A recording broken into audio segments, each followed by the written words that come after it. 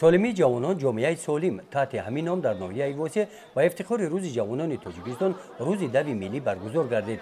اشتراکچیان دو نورسان جوانان و نفران سن سالشان از 60 ساله بالا می باشند. کارمندان ساحه معارف، دیرکتوران مؤسسه‌های تعلیمی، کارگران کارخانه فرید دولتی خواجگی منزل کمونالی اشتراکچیان فعال چهاربینی بودند. شماره اشتراکچیان امسال دوی ملی نشان می‌دهد که ساکنان ناحیه ماهیت طرز حیات سالم را درک نمودند. بعد انجام دوی ملی مسابقه ویلو ماراتون گذرانیده شد. در این نمود ورزش هم اشتراکچیان مهارت بلند ولسپدرانی را نشان دادند. طوری می‌بینید هر یک نفر از اشتراکچیان این مسابقه با صمیمیت بلند آمدند. با این حرکتشان آنها دیگران را به ورزش طرز حیات سالم دعوت می‌نمایند.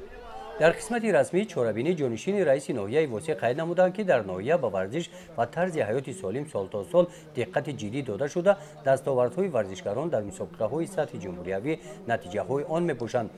در 4 ماه سال 2019 ورزشکاران ناحیه 2 مدال طلا، 4 مدال نقره و 3 مدال برنجی به دست آوردند. در دستاوردهای ورزشکاران ناحیه سهم مسئولان بخش کار با جوانان و ورزش ناحیه خیلی کلان است و مقامات اجرایی حکومت دولتی ناحیه زحمت آنها را قدرشناسی میکند. سپس در محیط ادانه به غالبان دوی ملی و ویلو ماراتون افتخارنامه و تحفه‌های خاطروی سپاریده شدند.